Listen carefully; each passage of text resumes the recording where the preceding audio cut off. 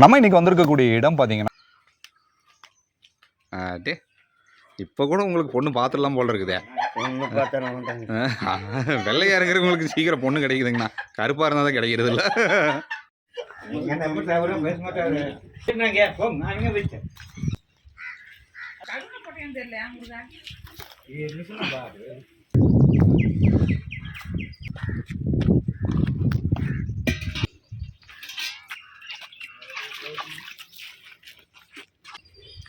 மடி கலவும் போது பார்த்து கவனமாக கலவணும் இல்லைங்களா? எவ்வளோ லிட்டர் பால் கறக்குதுங்கண்ணா? இப்போல்லாம்